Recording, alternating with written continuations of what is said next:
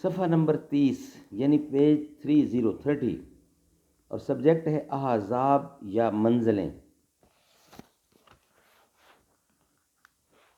کتاب کا نام ہے توضیح القرآن، آسان ترجمہ قرآن تشریحات کے ساتھ، از مفتی محمد تقی عثمانی۔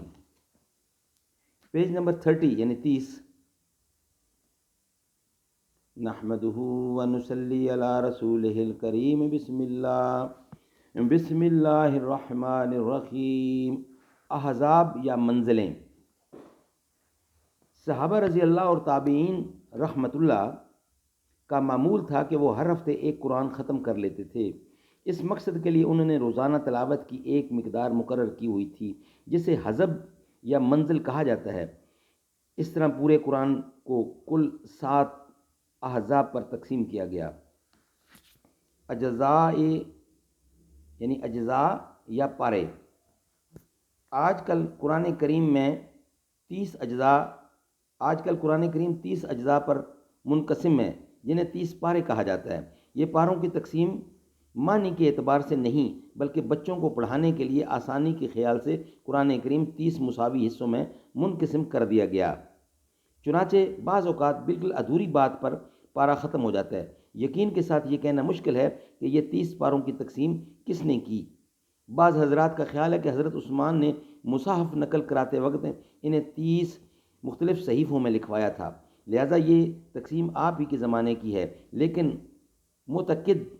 متقدمین کی کتابوں میں اس کی کوئی دلیل احقر کو نہیں مل سکی۔ البتہ علامہ بدر الدین زرکشی رحمۃ اللہ نے لکھا ہے کہ قرآن کریم کے 30 پارے مشہور چلے آتے ہیں اور مدارس کے قرآنی نسخوں میں ان کا رواج ہے۔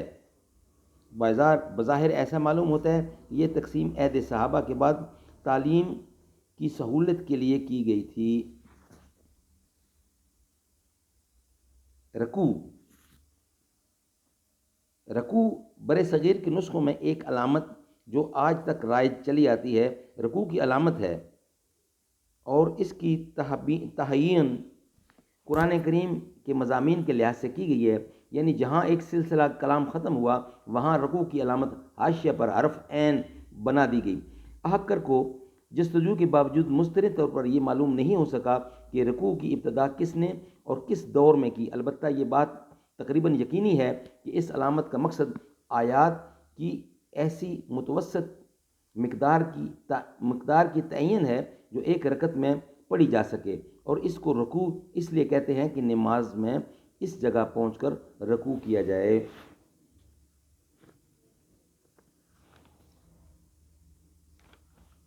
اس کا بقیہ حصہ جو ہے رموز اوقات نیکسٹ ویلاگ میں بیان کیا جائے گا۔ اللہ تعالی ہمیں اس پہ عمل کرنے کی توفیق عطا فرمائے۔ صدق اللہ العلی العظیم۔